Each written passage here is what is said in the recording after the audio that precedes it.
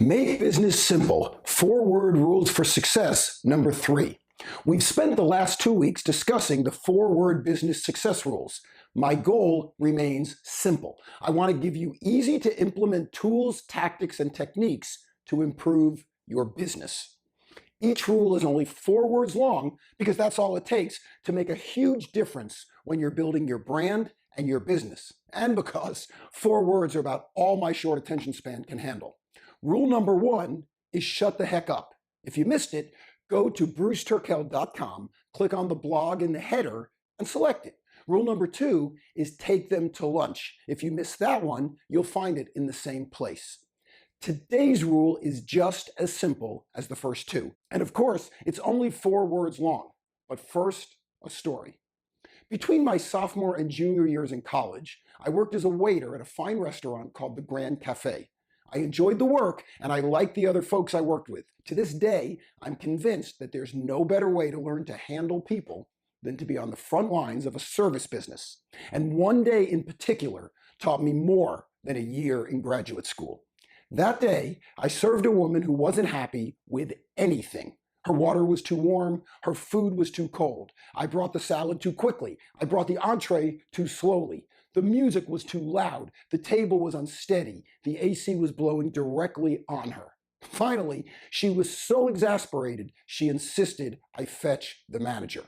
Back in the kitchen, I relayed her message and told the manager what had happened. He asked me what was wrong. I honestly don't know, I shrugged.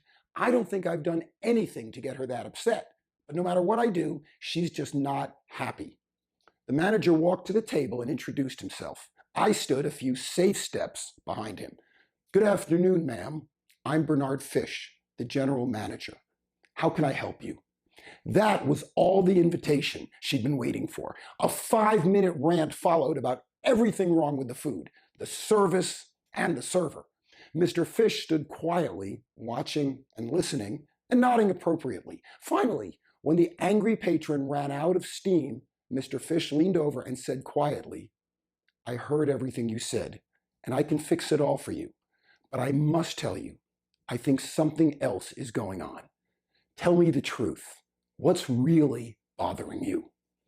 The patron was so angry she couldn't utter a word. And then, like the passing of a raging thunderstorm, her face softened and dropped. She stared at Mr. Fish before bursting into tears. My husband left me last week and I don't know what to do, she blurted out. Her head collapsed onto her arms. Mr. Fish turned to me. Grab a couple of cappuccinos and a nice slice of cheesecake. I hurried off. And bring 2 spoons, he added over his shoulder.